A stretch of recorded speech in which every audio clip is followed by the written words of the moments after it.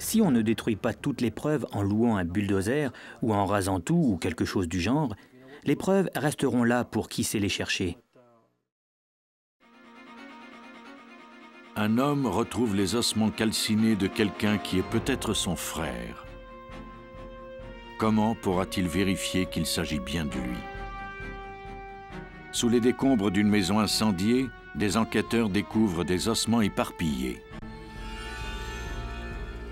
Arriveront-ils à déterminer ce qui est arrivé? Un anthropologue doit identifier une femme à partir de fragments d'eau dont le poids est inférieur à celui de 3 trombones. Pourra-t-il y arriver? Le succès d'une enquête criminelle en dépend. Depuis des siècles, des meurtriers se sont servis du feu pour cacher leurs crimes.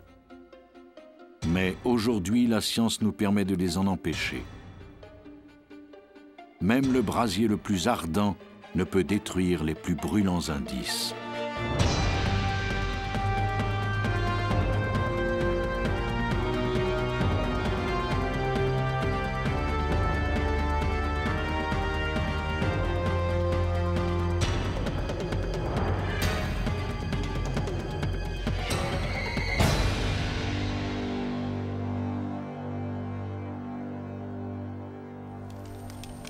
Le feu. Les alchimistes du Moyen-Âge le percevaient comme un outil de mutation. Ils croyaient qu'il avait le pouvoir de transformer le plomb en or. Le feu a bien la propriété de transformer, mais pas exactement comme l'espéraient les alchimistes. Il s'agit d'un procédé appelé oxydation, c'est-à-dire le mariage de l'oxygène et d'une autre substance. Cette combinaison crée de nouveaux composés tels que le carbone et, ce faisant, libère une incroyable quantité d'énergie sous forme de chaleur et de lumière. Tout feu requiert une étincelle pour être déclenché.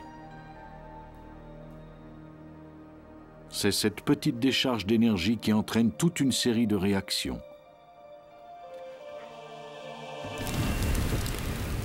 Le feu brûle jusqu'à ce qu'il n'y ait plus rien à consumer. En Ohio, en 1994, Danny King alluma un feu entraînant toute une série d'événements qui allaient transformer son existence. King avait une relation orageuse et intermittente avec sa conjointe, Marilyn Garland. Ils avaient un enfant de 3 ans. Une nuit, au cours du mois de mars, les choses tournèrent mal. Danny King tira un coup de feu sur Marilyn et la tua. Il tenta ensuite de masquer son crime. Il jeta le corps dans un baril de métal et y mit le feu. Le corps brûla pendant 2 jours. De temps à autre, il agitait les ossements calcinés à l'aide d'un bâton jusqu'à ce qu'ils cessent complètement de brûler. Il prit les os qui avaient résisté au brasier et les écrasa à l'aide d'un marteau.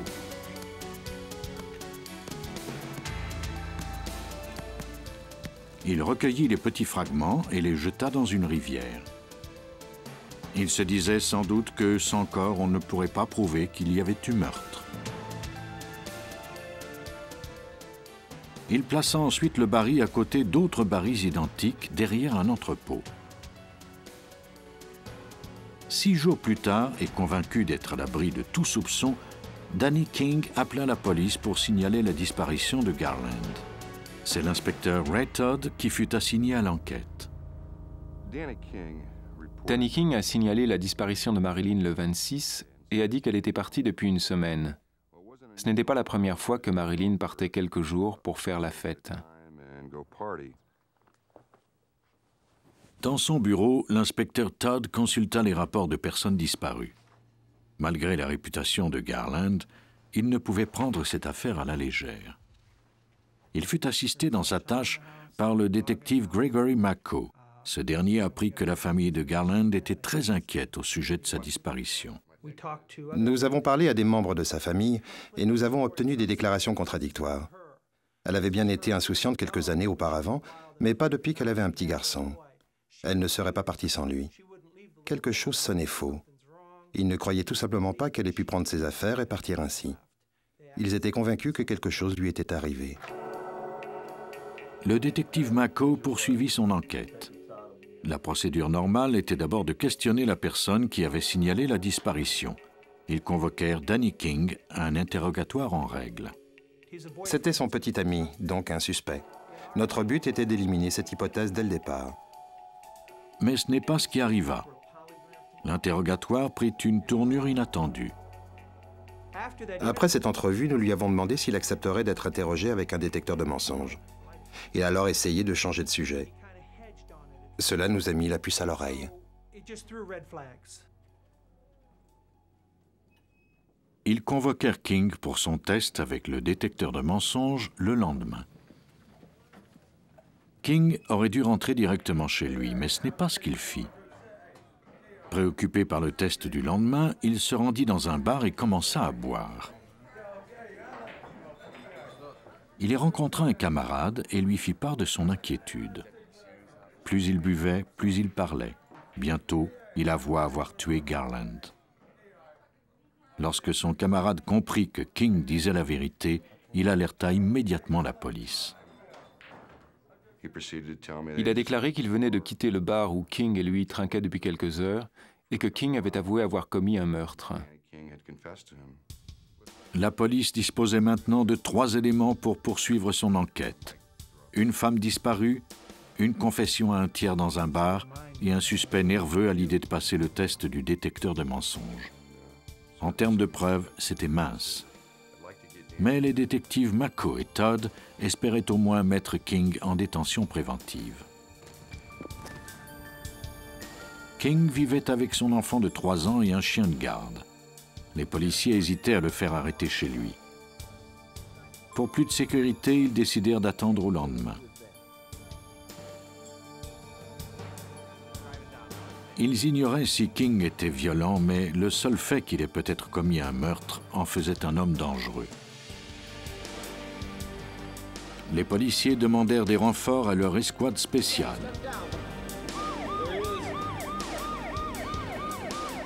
Alors que King partait pour son travail, ils dressèrent un barrage routier et procédèrent à son arrestation.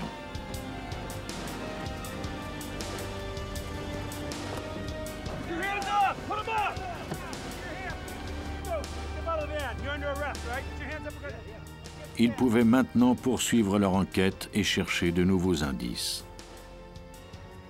Ils obtinrent un mandat de perquisition et fouillèrent la maison de King, mais n'y découvrirent rien. Des plongeurs explorèrent le fond de la rivière et le canal à la recherche du corps, mais sans succès. Sans cadavre, sans armes ou autre indice incriminant, l'inspecteur Todd ne pouvait rien faire et il devait remettre Danny King en liberté. Mais si King s'était bien servi d'un baril de métal pour brûler le corps, il devait se trouver quelque part. Tout ce qu'on avait découvert était un bout de pelouse brûlée. La police mit une annonce dans les journaux dans l'espoir de retrouver le baril. Peu après la publication de l'annonce, la police reçut un appel d'un homme d'affaires local. Un de ses employés avait été intrigué de découvrir un baril additionnel derrière leur entrepôt. L'inspecteur Todd se rendit sur place pour y jeter un coup d'œil. J'ai remarqué qu'il y avait des débris au fond. Je me suis penché et j'ai ramassé quelque chose qui ressemblait à un fragment d'os. Quand j'ai vu ça, j'ai tout de suite su que c'était le baril utilisé pour brûler le corps de Marilyn Garland. Il contacta Douglas Owsley de la Smithsonian Institution à Washington. Owsley s'est acquis une réputation internationale en matière d'identification d'ossements humains.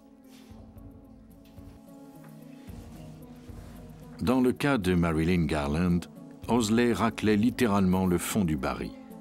Les seuls indices dont il disposait étaient 2,9 grammes de fragments d'eau, ce qui représentait environ le poids de 3 trombones. Il disposait également de 3 petits éclats d'émail de dents. Ces éléments avaient brûlé pendant 2 jours et avaient été déformés par le processus. Owsley pourrait-il en tirer quelque chose malgré tout?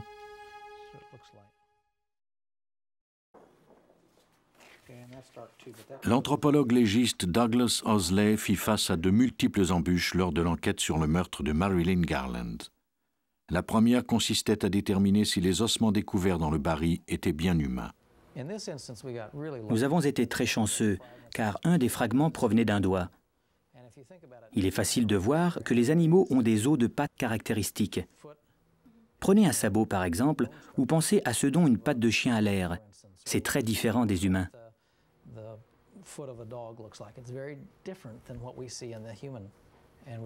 Nous ne disposions pas d'un os complet, mais plutôt d'une moitié d'os. Mais c'était suffisant pour déterminer qu'il s'agissait de morphologie humaine. La prochaine tâche de Owsley était plus difficile. Il lui faudrait déterminer si les ossements étaient bien ceux de Marilyn Garland. Lorsqu'on doit analyser des os brûlés, cela prend plus de temps et il faut savoir exactement ce que l'on recherche. Cela rend l'identification plus difficile, plus exigeante, mais nous pourrons tout de même obtenir des informations. Les squelettes d'hommes sont généralement plus robustes que ceux des femmes. La façon dont les os sont brûlés et le résultat de ce processus nous indique le sexe et l'âge de la victime. 2 fragments d'os provenaient des côtes. Le plus gros mesurait 1 centimètre de long. L'autre provenait d'un os situé près du sternum, de la 4e ou de la 5e côte. Cet os fournit à Owsley son premier indice sur l'identité de la victime. Initialement, le bout de l'os est arrondi, mais le temps a pour effet de le creuser. Le bout de la côte de la victime indiquait qu'elle était âgée entre 24 et 40 ans.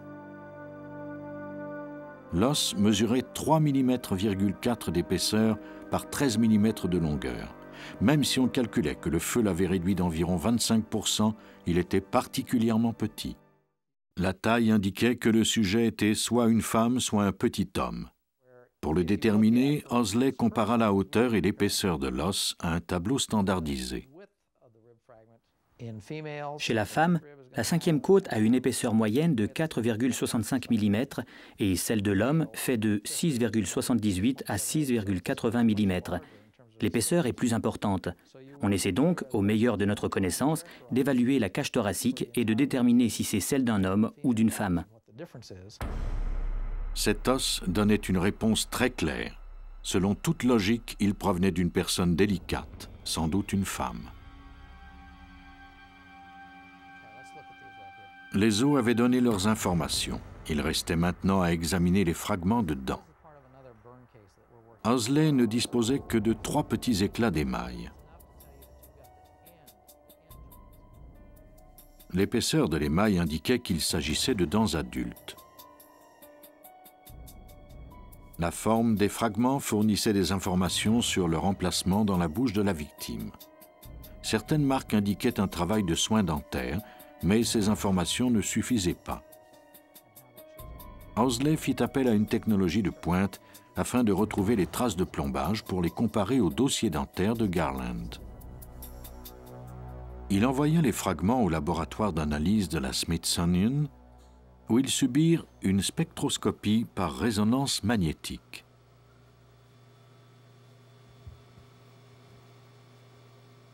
L'alliage de la plupart des plombages est constitué d'un mélange d'argent, d'étain, de mercure et de cuivre. Ces métaux fondent à la chaleur du feu, mais laissent derrière eux des traces invisibles qui sont perceptibles lors de la spectroscopie. Un des fragments de la dent est placé dans une chambre sous vide. Un faisceau électronique bombarde l'échantillon. Le viseur est très précis. La spectroscopie renvoie une image en 3 dimensions, ce qui permet à l'opérateur de mieux diriger le faisceau. Le courant d'énergie excite les électrons contenus dans l'échantillon et provoque l'envol de certains d'entre eux. Certains éléments fournissent plus d'électrons que d'autres. La spectroscopie mesure les électrons qui s'échappent de l'échantillon et peut ainsi déterminer de quels éléments il est composé. Les résultats sont affichés sous forme graphique. Chaque pointe représente un élément différent. La hauteur des pointes correspond à la quantité contenue dans l'échantillon. Ce graphique fut remis à Owsley pour analyse. Voici une section de la spectroscopie du fragment d'une des dents. On peut voir les pointes de calcium et de phosphore. Il s'agit de l'émail d'une dent normale. Sur ce même fragment, si on analyse une autre section, on remarque une pointe indiquant la présence d'étain. Il y avait donc de l'étain sur cette dent. La spectroscopie indiquait que 3 des fragments contenaient des traces d'étain et 2 des traces de cuivre. Ces métaux se trouvaient en des endroits spécifiques de la dent, ce qui indiquait qu'ils provenaient de plombage et non du baril de métal lui-même. Owsley était parvenu à démontrer que ces fragments provenaient des prémolaires grâce à leur forme. Il savait maintenant que ces 3 dents avaient toutes été plombées. Il allait donc comparer ces données au dossier dentaire de Marilyn Garland. J'ai travaillé avec un dentiste pour déterminer quelles dents elle avait perdues au cours de sa vie, lesquelles avaient été plombées, quel type d'alliage avait été utilisé. Nous avons ainsi établi un dossier personnel qui nous a ensuite servi de base de comparaison. La plupart des prémolaires de Marilyn Garland portaient des plombages. Cela correspondait en tout point aux découvertes de Owsley. Je n'ai jamais pu affirmer qu'il s'agissait de telle ou telle dent, mais je pouvais affirmer qu'elle avait ces dents et que de ces 8 dents, 7 étaient plombées. Et je disposais de 3 fragments provenant de ces dents, et ils portaient tous des traces de plombage. C'était plausible.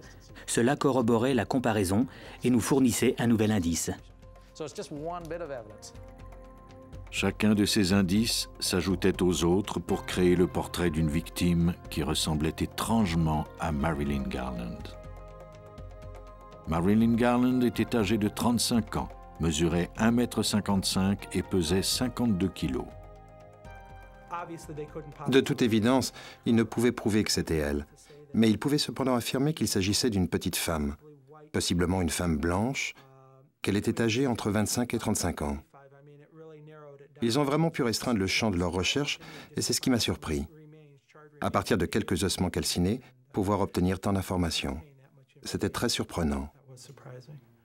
Peu avant son procès, Danny King apprit qu'il avait laissé assez d'indices pour justifier le témoignage d'experts légistes et que ces derniers risquaient fort d'identifier Marilyn Garland. Troublé par cette nouvelle, King commit une autre erreur.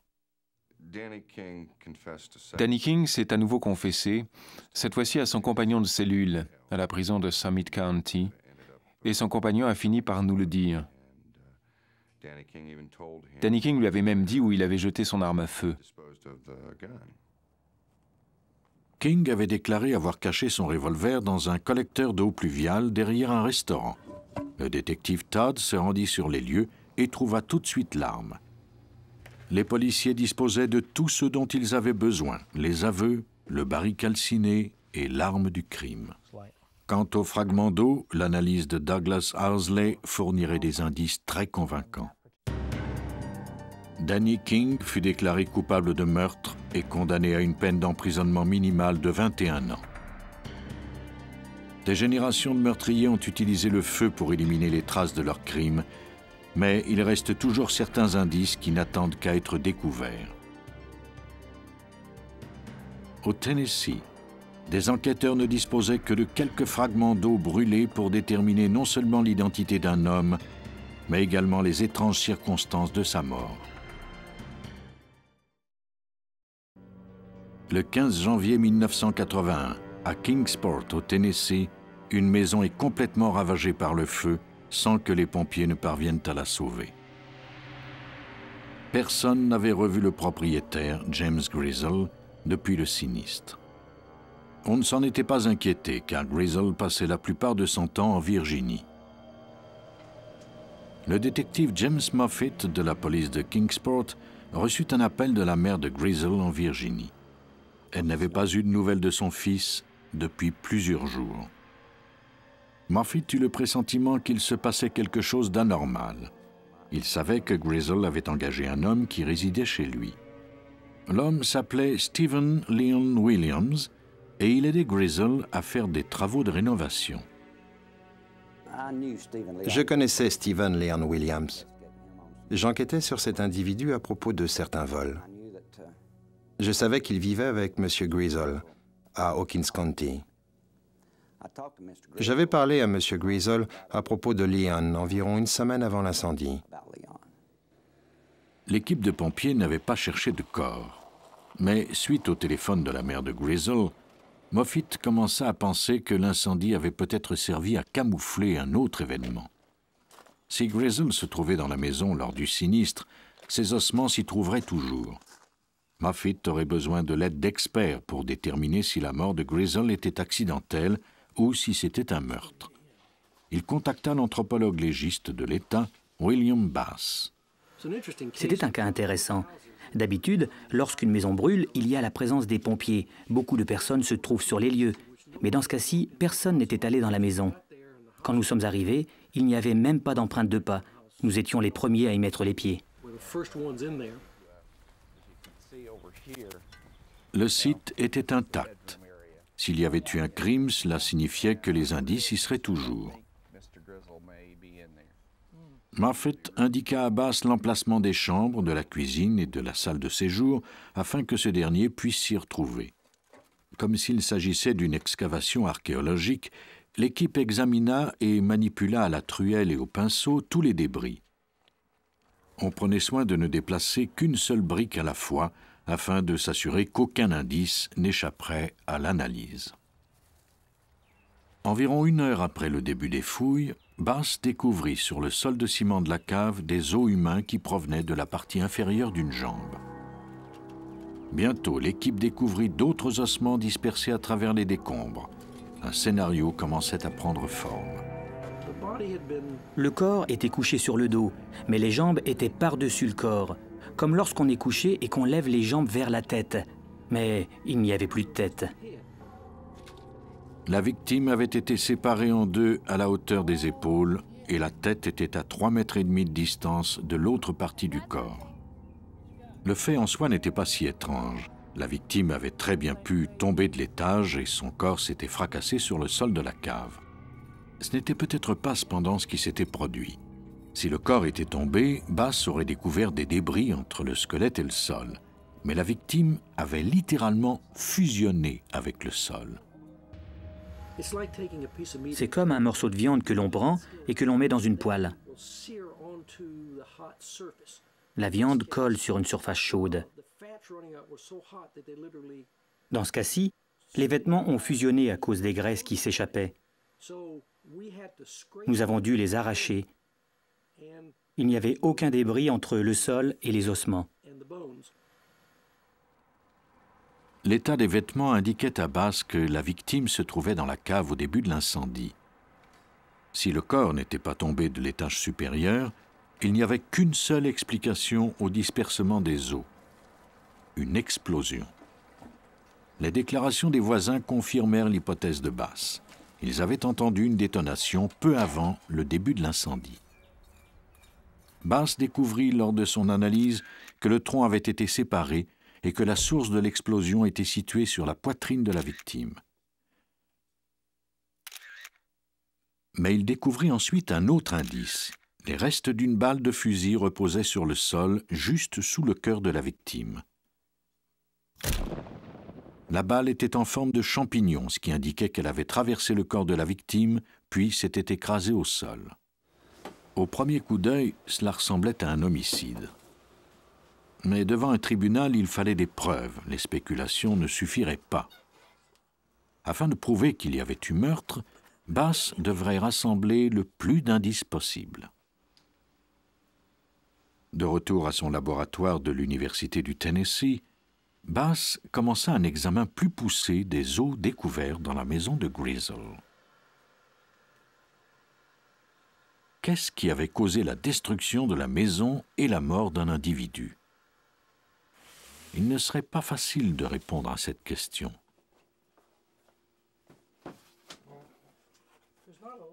Lorsqu'un corps brûle, presque tout est détruit.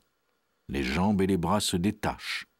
Les fluides de la tête se transforment en vapeur et font éclater le crâne. Le feu ne déforme pas les os, mais il a la propriété de réduire leur taille jusqu'à 33% selon le temps d'exposition et la température. Sous l'action de la chaleur, les os deviennent cassants et peuvent s'effriter s'ils sont manipulés par la suite. Recueillir un squelette complet après un incendie est pratiquement impossible. Les meurtriers ont souvent recours au feu pour éliminer les cadavres. Les spécialistes ont dû apprendre à distinguer les différences entre les dommages causés par le feu et ceux causés par une arme.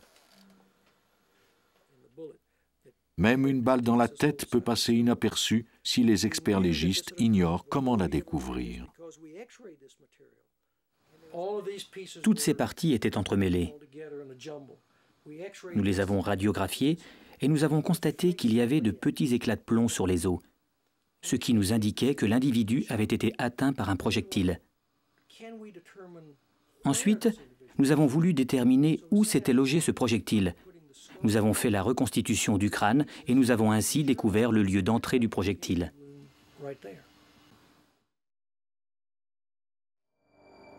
Peu à peu, Bass tente de reconstituer les événements de la maison de James Grizzle à l'aide des os recueillis.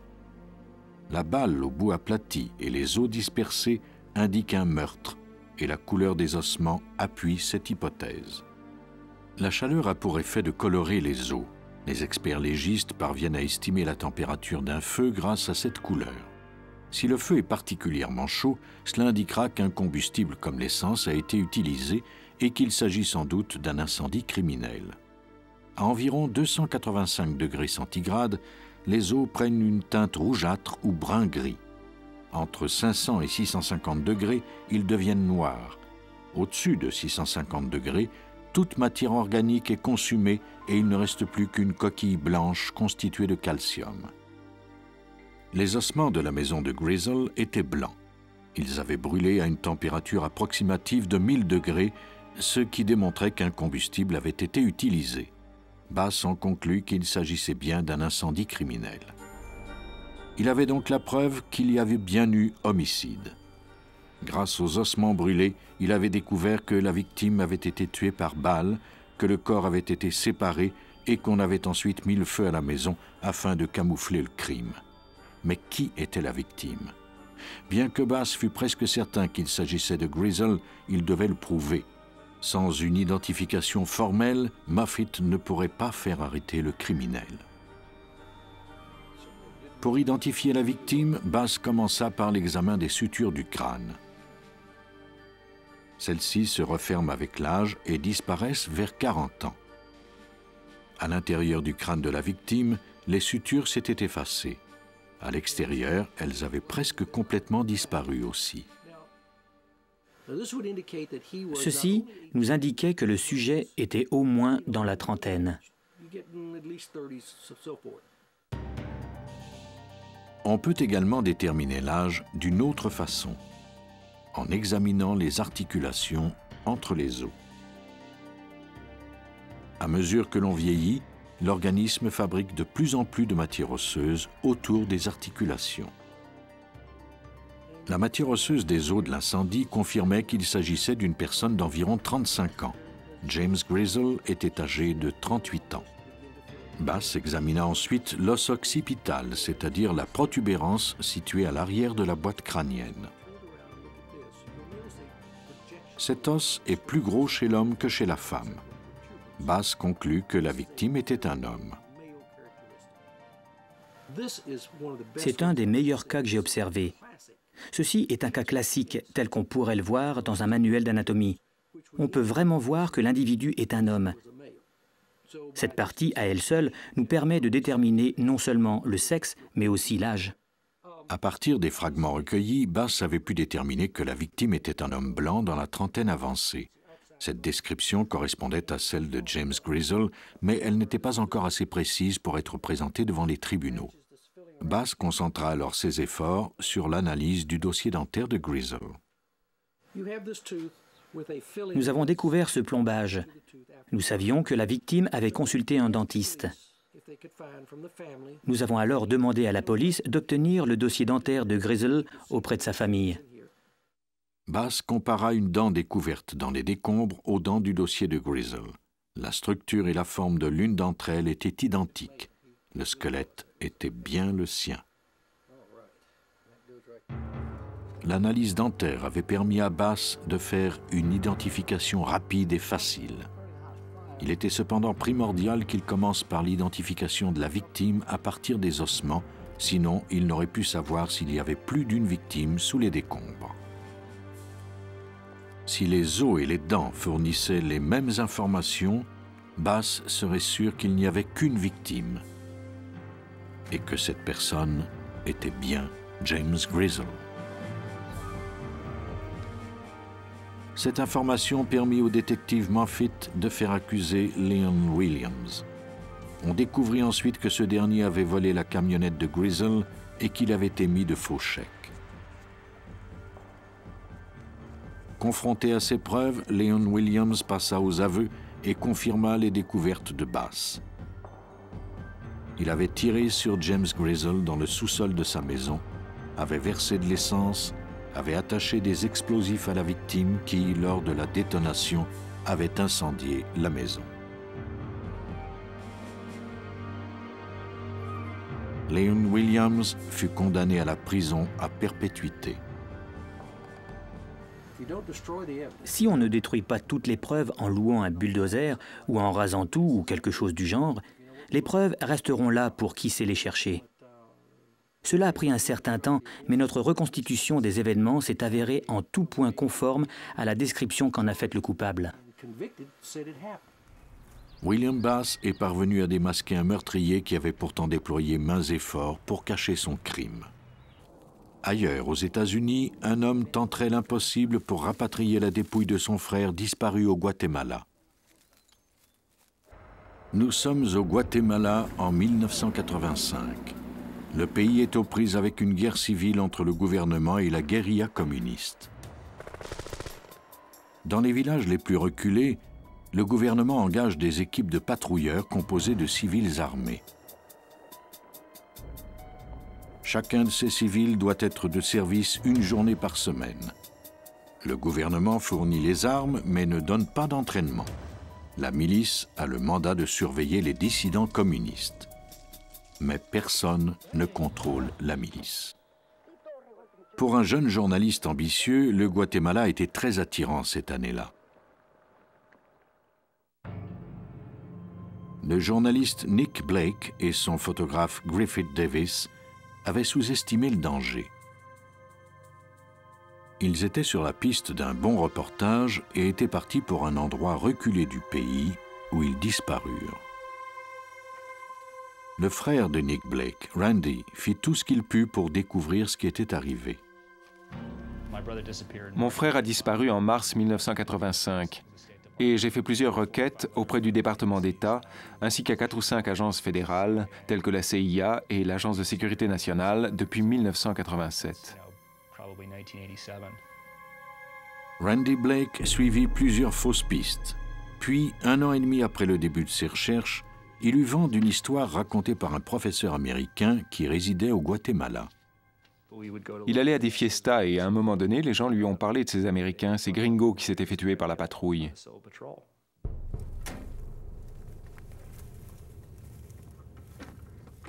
Le professeur avait conclu qu'il s'agissait des journalistes. La patrouille civile s'était servie d'un ravin comme d'un cimetière de fortune. La famille Blake fit des pressions auprès des gouvernements des États-Unis et du Guatemala pour retrouver Nick. Pour cacher ses crimes, la patrouille civile avait recueilli les squelettes et les avait brûlés dans un brasier ardent. Les flammes avaient eu pour effet de fendre puis de pulvériser les ossements. Les patrouilleurs étaient convaincus qu'ils étaient méconnaissables. Mais la famille Blake persista.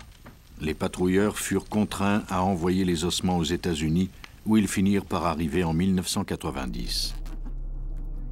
Leur analyse révéla une supercherie. La caisse ne contenait aucun ossement humain. Convaincus qu'ils venaient de mettre à nu une opération de camouflage, la famille Blake et les autorités américaines firent des pressions pour obtenir la vérité.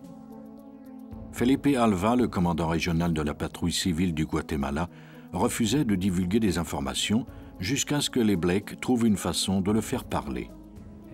Nous voulions lui offrir une récompense de 10 000 $ que nous prévoyons lui remettre en plusieurs versements selon la progression du travail.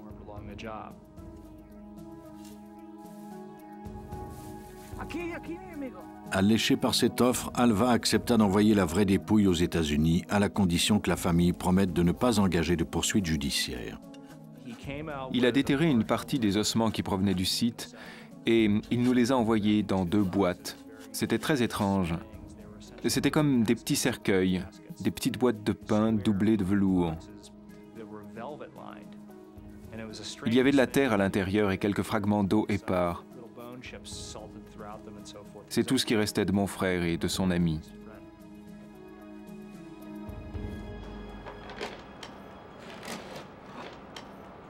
Le triste retour au pays eut lieu sans cérémonie au quai de débarquement derrière le Smithsonian Institute à Washington.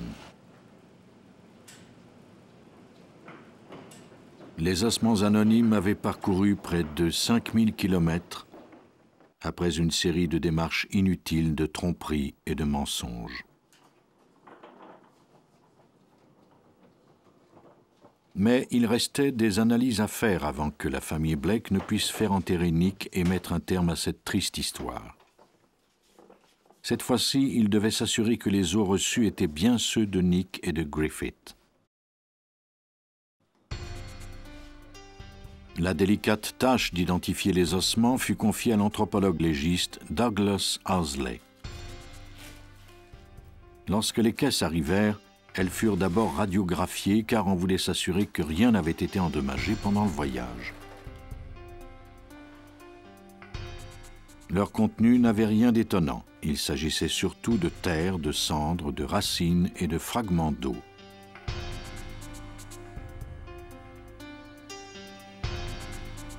Owsley et son équipe commencèrent le tri des fragments. Il fut tout de suite évident qu'il s'agissait bien de restes humains. Ils remarquèrent également que certaines parties se trouvaient en double et qu'il y avait une différence de couleur. Owsley était convaincu qu'il analysait les ossements de 2 individus. Des 70 kilos de terre et de débris envoyés, ils recueillirent environ 1 kilo d'ossements incinérés. Le plus gros des 1600 fragments mesurait à peine 7,5 cm de longueur. Mais Owsley eut de la chance. Certains des fragments provenaient de l'os occipital qui se trouve derrière la tête. Leur taille indiquait qu'il s'agissait de 2 hommes. Il aurait pu s'agir de n'importe quel individu, mais Owsley découvrit ensuite un morceau très particulier d'environ 1 cm de diamètre. C'est un fragment dans le front qui forme une gouttière pour les sinus à l'intérieur du crâne. Cet os s'appelle la crête frontale. La configuration de cet os est très inhabituelle. En général, l'arête est proéminente, mais chez un petit pourcentage de la population, on retrouve une double arête, comme celle-ci. Nous avions donc cette pièce et le microfilm d'une radiographie de Griffith Davis. Owsley compara l'os à la radiographie de la tête de Davis qui avait été prise après un accident d'auto. La structure inhabituelle de l'os du Guatemala était identique à celle de l'os radiographié. Mais cela suffirait-il à prouver que le fragment provenait bien du crâne de Davis? Owsley devrait d'abord prouver que cette anomalie était vraiment rare. Afin d'établir la fréquence d'une telle structure osseuse au sein de la population, Owsley se référa à un groupe de squelettes connus sous le nom de Terry Collection. Les quelques 1600 squelettes de la Terry Collection ont été donnés à la science entre les années 20 et 40. Ils représentent un échantillon de la population. On peut consulter le dossier médical de chacun de ces individus. Owsley consulta les données de la Terry Collection afin de calculer le pourcentage de la population qui partageait les caractéristiques de Davis. Si cette caractéristique ne se retrouvait que chez quelques sujets, cela signifierait qu'il y avait de fortes probabilités que l'os découvert au Guatemala soit bien celui de Davis. Si l'on regarde cette voûte crânienne, par exemple, on peut voir la lame criblée et le foramen cecum. Voici la forme habituelle de la crête frontale. C'est une arête proéminente, et cette conformation se retrouve chez 88% des hommes blancs. Maintenant, on peut comparer cette même structure, mais on peut voir qu'il y a une double arête et un sillon. C'est cette conformation que nous avons observée sur le crâne de Griffith Davis. Cette dernière se retrouve chez 9% des sujets.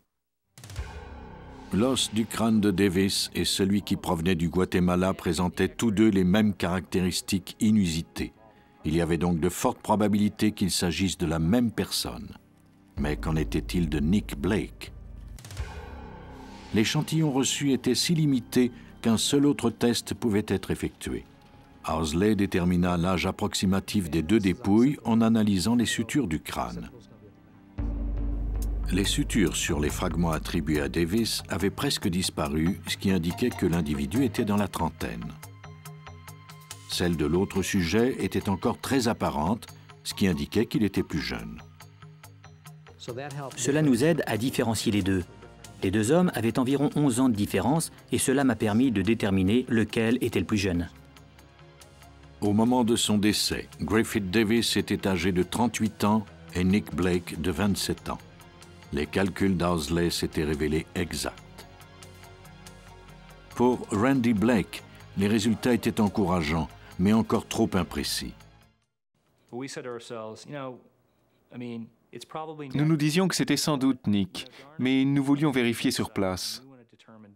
Nous avons décidé de faire le voyage. En mémoire de Nick, la famille Blake tenait absolument à se rendre au Guatemala et faire l'impossible pour découvrir davantage d'ossements. Mais Owsley devait les accompagner car il était le seul à posséder l'expertise nécessaire. Ensemble, ils retraceraient les derniers moments de Nicholas Blake et Griffith Davis. Grâce à l'appui de l'anthropologue Douglas Owsley, Randy Blake pressentait qu'il avait enfin une chance de retrouver son frère. Il avait compris que la seule façon de récupérer les ossements de Nick serait d'aller les chercher lui-même.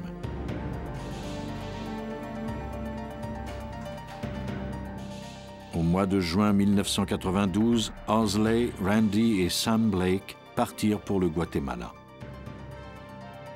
Sur place, ils rencontrèrent le commandant Felipe Alva qui les conduisit au présumé site des ossements dans un endroit isolé en montagne. Mais Owsley pressentait qu'il leur mentait. J'ai pris ma truelle et j'ai creusé un peu. J'ai fait un trou d'environ 15 cm. Je me suis relevé et j'ai dit « Nous ne sommes pas au bon endroit. Il n'y a pas assez de cendres. Il n'y a pas de fragments ici. Il devrait y avoir de la terre rouge et ce n'est pas le cas. » J'ai analysé le contenu des caisses pendant 2 mois et cela ne correspondait pas à ceci. L'assistant d'Alva, d'un air embarrassé, glissa alors la main sous un tronc d'arbre et en sortit un sac de plastique vert qui contenait une poignée de fragments d'os humains et un peu de terre. Ces 200 grammes de terre étaient de la bonne couleur et il y avait du charbon et des fragments dedans. Ça provenait du bon site, mais il m'a dit qu'il les avait trouvés là. L'assistant leur dit que c'étaient les seuls ossements qui leur restaient. Les 3 Américains exigèrent qu'on leur montre d'où ils provenaient. Nous sommes retournés à notre petit hôtel de Naba et nous avons littéralement harcelé Felipe pendant 3 heures ce soir-là. Il y avait un colonel guatémaltèque, l'attaché à la défense de l'ambassade des États-Unis, un colonel de l'armée américaine et quelques autres personnes. Nous l'avons accusé de nous avoir menti. Sous la contrainte, Felipe Alva accepta finalement de conduire l'équipe au vrai site où se trouvaient les ossements. Lorsqu'ils atteignirent enfin l'emplacement 2 jours plus tard, Owsley était encore sur ses gardes. On pouvait voir la ligne de démarcation où la terre avait été enlevée. Nous avons examiné le secteur et nous avons découvert plein de choses, notamment des fragments de métal provenant de lunettes rondes. C'est un des premiers objets que nous avons découverts. Un des frères de la victime nous a dit que cela ressemblait à ses lunettes. Nous savions donc que nous étions au bon endroit. Encouragée par leur découverte, l'équipe recueillit tout ce qu'elle pouvait et rentra aux États-Unis. C'était un travail tout désigné pour Douglas Owsley. C'était parfait. Nous avons été vraiment chanceux de l'avoir avec nous. Il était évident qu'on avait encore cherché à nous duper. Mais grâce à Owsley, nous les avons démasqués et cela nous a permis de découvrir enfin la vérité. Parmi les os recueillis par Douglas Owsley se trouvaient les fragments d'une mâchoire sur laquelle quelques dents et racines avaient subsisté. Cette découverte allait lui permettre de comparer les dents au dossier dentaire de Blake. Son dossier indiquait qu'il avait une molaire incluse. 3 molaires étaient placées dans un certain angle et la 3e exerçait une pression sur la seconde, ce qui avait empêché son éruption. Ce contact avait usé une partie de cette seconde molaire et par conséquent, la racine avait une forme très particulière.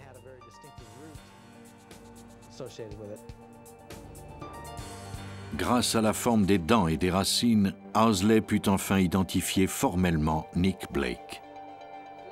Pour sa famille, c'était la fin d'une terrible épreuve. Ils pouvaient faire leur deuil de Nick et lui rendre à présent un dernier hommage. Pour nous, il était essentiel de rapatrier sa dépouille et de l'enterrer dans un cimetière où il aurait sa pierre tombale, et c'est ce que nous avons fait.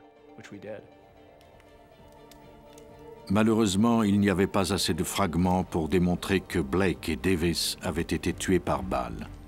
Pour leur famille, cependant, cela n'avait plus d'importance. Leur dépouille était enfin revenue chez elles. Cela suffisait. Les indices d'un crime subsistent dans ces cendres. Même si le feu les a transformés, il ne parvient jamais à les éliminer complètement. La science permet aujourd'hui de les analyser et de découvrir la vérité.